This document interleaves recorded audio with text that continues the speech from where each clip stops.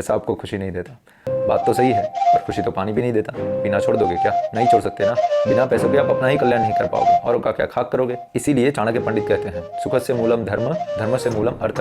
मनुष्य को सुख धर्म से ही मिलता है, परंतु धर्म का काम करने के लिए भी अर्थ बहुत ही आवश्यक है। और इस बात को लेकर पहले लोग क्लियर थे, परंतु आजकल ये कंफ्यूजन हो गया है। वो क्यों हो रहा है? क्योंकि आज के समय में किसी को जीवन का रियल नॉलेज बताया नहीं जाता है। सांस्कृतिक जो ज्ञान होता है ना, वो सिखाया नहीं जाता है। तो होता यूँ है कि जब किसी को सांस्कृतिक ज्ञान नहीं सिखाया जाता, तो उसके जीवन में भक्ति, धर्म, पैसे, भोग, इन सब का जो स्थान होता है ना, वो क्लियर नहीं होता। हमें लगता है कि हम या तो भक्ति चुन सकते हैं, या तो फिर पैसा चुन सकते हैं, धन चुन सकते हैं, या फिर दौलत चुन सकते हैं। परंतु ऐसा नहीं है। ये कोई एक दूसरे के दुश्मन नहीं है। इनफैक्ट धन को बनाए रखने के लिए पैसा अत्यंत ही आवश्यक है, और वैसे ही पैसे को बनाए रखने के लिए धर्म बहुत ही आवश्यक है। जैसे ही जीवन में थोड़ा सा अच्छा पैसा आया नहीं कि हम गलत आदतों में, पार्टियों में, लड़कियों में, इन सब नॉनसेंस चीजों में हम पैसा बिगाड़ देंगे। और यदि हमको घमंड है कि मैं तो नास्तिक हूँ, परंतु मेरी कोई बुरी आदतें नहीं है, तो कुछ ना कुछ करके हेल्थ इश्यूज को लेकर हॉस्पिटल में पैसे चले जाएंगे, या फिर कोई गवर्नमेंट आपका कुछ चीज कर लेगा, कुछ ना कुछ करके आपके जीवन में से पैसे निकल जाएंगे। परंतु यदि लक्ष्मीपति आपके जीवन में है, लक्ष्मी आते ही आप उसका उपयोग करते हो लक्ष्मीपति की सेवा में, तब आपको ये सब चीजें नहीं हैरान करेगी। क्योंकि आप धर्म का पालन करोगे तो आप संयमी होंगे, आपके इंद्रियों पर आपका संयम होगा, तो आप यहाँ वहाँ पैसे नहीं उड़ाओगे। गौओं की सेवा में, संतों की सेवा में, जरूरतमंदों की सेवा में इन सब पैसों का यूज करोगे। और चलो मान लो आपके प्रारब्ध के कारण आपका पैसा चला भी गया, फिर भी आपका कोई मोह नहीं रहेगा। आपको ऐसा भारी भारी दुख नहीं होगा कि अगर हम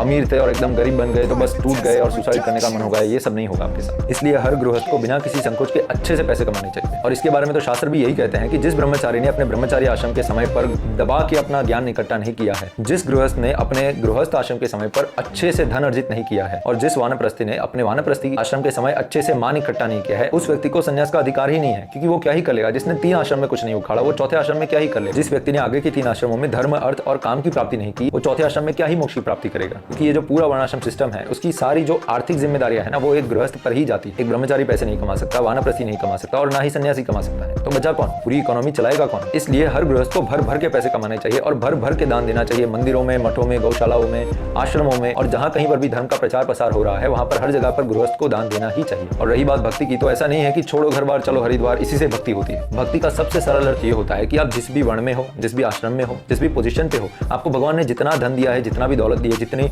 पत्नी दी है, बच्चे दिए हैं, जो भी दिया है आपको, उन सब का उपयोग हमें धर्म और भगवान की सेवा में लगाना है। इसीलिए आचार्यगण कहते हैं कि एक धर्मयुक्त गृहस्थ वो एक ब्रह्मचारी से कहीं ज्यादा गुना वो धर्म की सेवा कर सकता है। क्योंकि अब वो अकेला नहीं है, अब वो, उसकी पत्नियां, उसके बच्चे, उसका परिवार, उसका धन, उसका संपत्ति, सब कुछ उसने भगवान की सेवा में लगाया है। तो अब जब आप धन कमाने जाते हो, नौकरी करते हो, बिजनेस करते हो, तब ये मत सोचो कि आप ये सब कर रहे हो अपने आप के लिए या फिर अपने जलसे के लिए कर रहे हो। ये सोचो कि आप धर्म की सेवा के लिए कर रहे हो, आप भगवान की सेवा के लिए कर रहे हो। फिर आप जो भी कमाते हो उससे अपने परिवार का और अपने समाज का अच्छे से पालन पोषण करो, और फिर जो भी पैसा बचे उसको धर्म की सेवा में लगा दो। एक गृहस्थ का यही कर्तव्य है, और ऐसे ही वो भक्ति कर सकता है। तो कंक्लूजन ये है कि दबा के पैसे कमाओ, करोड़पति बनो, अरबोपति बनो, फिर बड़े बड़े मंदिर बनाओ, गौशालाएं बनाओ, आश्रम बनाओ, मठ बनाओ, संतों की सेवा करो, कितने सारी चीजें हैं आप कर सकते हो। तो अच्छे से कमाओ और अपने धर्म का पालन करो। क्योंकि यदि आप नहीं कमाओगे तो वही पैसे कोई और अधर्मी कमाएगा, और यदि अधर्मी के हाथ में पैसा है तो फिर वो धर्म के लिए ही यूज करेगा। तो ये कंफ्यूजन हटाओ और क्लियर रहो। अभी हम ही अगर यंगेस्ट जनरेशन होकर इतने कंफ्यूज रहेंगे इन चीजों को, तो क्या खाक हम भारत को सोने की चिड़िया बनाएंगे?